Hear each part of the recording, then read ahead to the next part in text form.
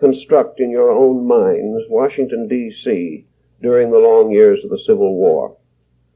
It was not the great city that we know today. It was, of course, still the center of the federal government. But in our terms of thinking, it would have been a very shabby community. It was not important or impressive. Perhaps it was to those people because it was the center of their government. But in the view of our time, it would be a very nondescript place at best. It was also very informal. The tremendous structure of government that we know was practically non-existent. And while, as Lincoln points out, there was never a moment without its conspiracies, the outer surface of the national capital was that of a quiet community. In this atmosphere and in this environment, life in the White House was comparatively simple also.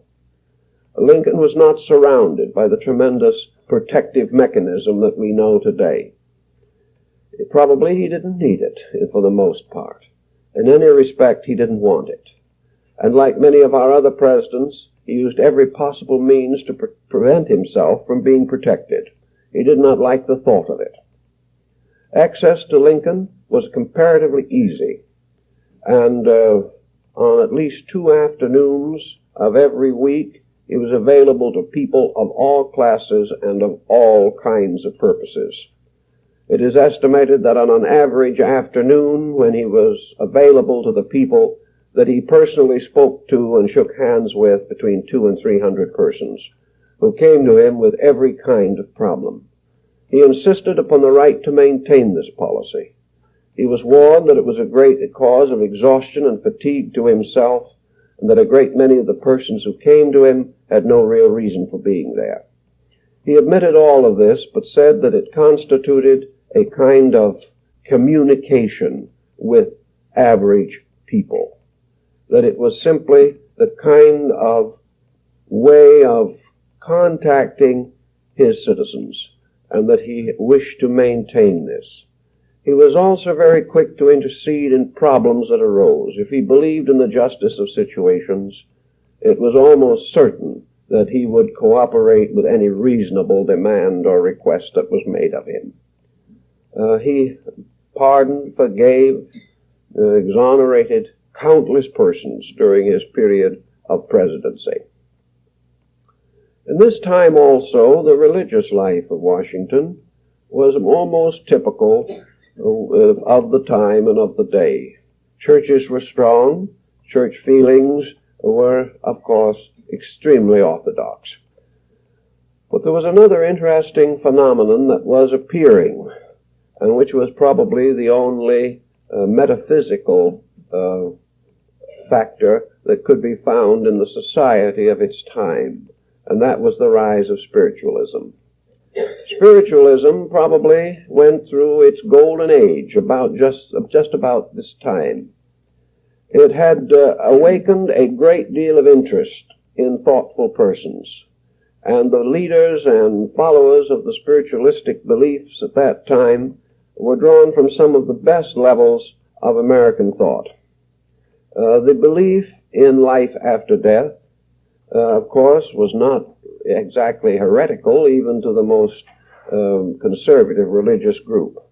But the problem of attempting to communicate with those of another life, the effort to reach across the veil, was of course important at a time of a high mortality, where many persons lost loved ones, and where the general feeling was a desperate need for some kind of inner reassurance. Thus we find also that in World War I and World War II in the present century, both these wars were accompanied by a rise of interest in psychic phenomena. The individual seeking some demonstrable reassurance that the world which we live in is not the end of existence. Of course, it's rather interesting that it should be so important at that time, because nearly all religious organizations held the immortality of the soul as an essential doctrine. But this doctrine apparently was not quite strong enough to sustain bereaved parents and wives whose husbands had gone forth to Gettysburg or Antietam and never returned.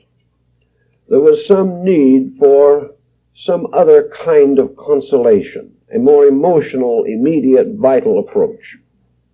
At that time, this approach was largely in the form of small groups of lecturers. These lecturers were many of them mediums. Some of them lectured while under trance. They went about to various public facilities, auditoriums, halls, places of assembly, and there they would have seances in public. These seances consisted almost entirely of trance mediumship. They did not include any particular phenomena as far as public demonstration is concerned. They were messages not really addressed to persons, messages about the larger life of things, messages that answered questions about the state of consciousness after death and things of that nature. And it may well have been that the fact that Lincoln was not strongly affiliated to some denominational church may have encouraged the rise of this type of situation in Washington, D.C. itself. In any event, during the period of Lincoln's presidency, a number of mediums were publicly lecturing in Washington, New York, Boston, and other areas. They came to Washington very largely to comfort private citizens and to bring the glad tidings of the possibility of contacting those who had passed on. This was the burden of their purpose at that time. They had never been apparently subject to too great persecution. No effort was really made to prevent them from functioning.